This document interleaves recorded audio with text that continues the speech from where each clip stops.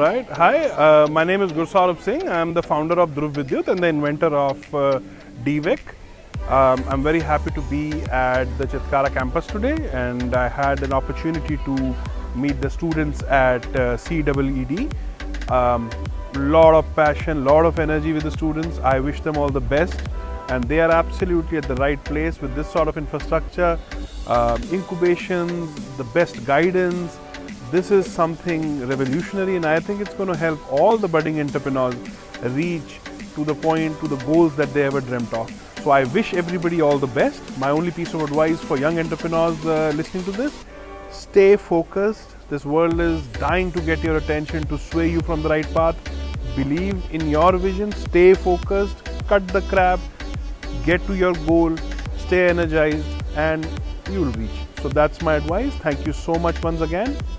And I look forward to visiting the Chitkara campus very soon to congratulate the many unicorns that are going to come out of this college. So thank you so much.